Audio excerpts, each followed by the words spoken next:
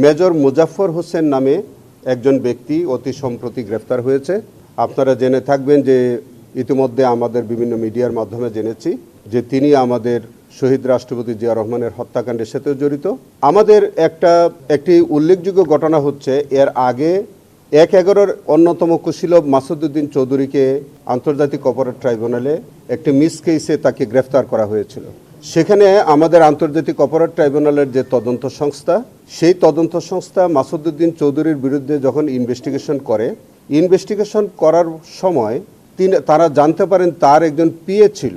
সেই পিএর কল রেকর্ডের সূত্র ধরে তিনি জানতে পারলেন যে মাসুদউদ্দিন চৌধুরী এবং তার পিএ তাদের মধ্যে যে কথোপকথন হচ্ছে, এবং সেই কথোপকথনের মধ্যে আরেকজন ব্যক্তি আছে জন্ডু নামীয় একটা ফেক নাম, যে এই পিএ এবং মাসুদউদ্দিন চৌধুরীর সাথে ওই জন্ডু নামীয় ওই ফেক ব্যক্তি তার সাথেও বিভিন্ন রকম সময় কথাবার্তা তারা বলেছে।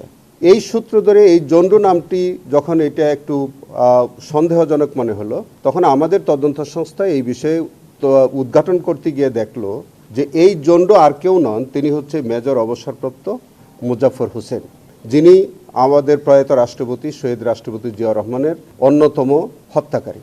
সেখানে আমাদের ইনভেস্টিগেশন এজেন্সি ইনভেস্টিগেশন করতে গিয়ে দেখা গেল যে গত 16 বছর এই মাসুদউদ্দিন চৌধুরী এবং মেজর অবসরপ্রাপ্ত মুজাফফর হোসেন তাদের মধ্যে বিভিন্ন সময় কথাবার্তা হয়েছে। এই মেজর মুজাফফর হোসেন আমাদের পার্শ্ববর্তী দেশে তিনি একাধিকবার গমনাগমন করেছেন, আবার বাংলাদেশে এসছেন, এবং মাসুদউদ্দিন চৌধুরীর সাথে তার একটা সুসম্পর্ক ছিল।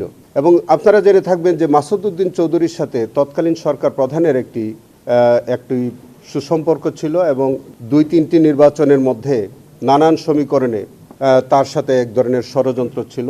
ক্রাইমস এগেনস্ট হিউম্যানিটির মধ্যে মাসুদউদ্দিন চৌধুরীর অনেক সংশ্লিষ্টতা ইতিমধ্যে আমাদের তদন্ত সংস্থা পেয়েছে। এবং সেই সময়ের মধ্যে যখন সারা বাংলাদেশে যখন এই যে মানবতা বিরোধী অপরাধ সংগঠিত হচ্ছিল, তখনও এই আসামি এবং মাসুদউদ্দিন চৌধুরীর মধ্যে একটা সংশ্লিষ্টতা আমাদের তদন্ত সংস্থা ইতিমধ্যে পেয়েছে। সেই কারণে আমাদের কাছে যেহেতু একটি প্রাথমিক তথ্য এসছে যে তার মানবতা বিরোধী অপরাধের সাথে তার সংশ্লিষ্টতা আছে, 1/11 সাথে তার সংশ্লিষ্টতা আছে, এবং আর কোনো ঘটনার সাথে তার কোনো সংশ্লিষ্টতা আছে কিনা, এই সমস্ত বিষয়গুলি উদ্ঘাটনের স্বার্থে আমাদের তদন্তকারী কর্মকর্তা আজকে আমার বরাবর একটি আবেদন করেছে তাকে গ্রেফতার দেখানোর জন্য। এবং গ্রেফতার দেখানোর আগে যেহেতু তিনি সেনাবাহিনীর তত্ত্বাবধানে রয়েছেন, সেই কারণে আজকে আমি একটা অ্যাপ্লিকেশন দিয়েছি যে তাকে আর্মির তত্ত্বাবধান থেকে প্রোটেকশন ওয়ারেন্টে আমাদের ট্রাইব্যুনালে হাজির করার জন্য আগামী 23 তারিখে 10টার মধ্যে তাকে হাজির করার জন্য আর্মির অ্যাডজুটেন্ট জেনারেল বরাবরে একটি প্রোটেকশন ওয়ারেন্ট ইস্যু হয়েছে।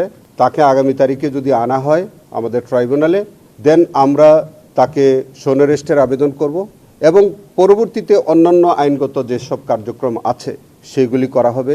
আপনাদেরকে এইটুকুন বলি, তাকে জিজ্ঞাসাবাদের প্রয়োজন হবে। মাসুদউদ্দিন চৌধুরীকে আবারও জিজ্ঞাসাবাদের প্রয়োজন হতে পারে, এমনও হতে পারে যে এই দুইজনকে একত্রে মুখোমুখি জিজ্ঞাসাবাদেরও প্রয়োজন থাকতে পারে। তো এই সবগুলো আমরা পরবর্তীতে আপনাদেরকে অবহিত করতে পারবো। আদালত আজকে ট্রাইব্যুনাল 2 আদেশ দিয়েছেন আগামী 23/7/26 তারিখ অর্থাৎ আগামী বৃহস্পতিবার 10টার মধ্যে তাকে ট্রাইব্যুনালে হাজির করার জন্য নির্দেশনা দিয়েছেন। কোনো কনফ্লিক্ট নাই। ওইটা তো হচ্ছে যে দুইটা অপরাধ আলাদা আলাদা। আমাদের শহীদ রাষ্ট্রপতি জিয়া রহমানের হত্যাকাণ্ডের সাথে তার যে সম্পৃক্ততা সেটি সেনা আইনে বিচার হবে, এবং সেখানে তার আলাদা রায় হবে। আমাদের বিষয়টা হচ্ছে যে এই 16 বছরে তৎকালীন সরকারের সাথে তার সম্পৃক্ততা কি, মাসুদউদ্দিন চৌধুরীর সাথে তার কি সম্পৃক্ততা ছিল, এবং তিনি একজন পলাতক ব্যক্তি থাকা সত্ত্বেও তিনি পার্শ্ববর্তী দেশে যাওয়া আসা, বাংলাদেশে মাসুদউদ্দিন চৌধুরীর মতো একটা বিতর্কিত ব্যক্তির সাথে তার যে এই যে সংশ্লিষ্টতা, এবং নানান মানবতা বিরোধী অপরাধ যখন বাংলাদেশে সংগঠিত হচ্ছিল ঠিক সেই সময়ে তার যে বিভিন্ন রকমের কর্মকাণ্ড, এই সব কিছু মিলিয়ে আমাদের একটি ইনভেস্টিগেশনের প্রয়োজন।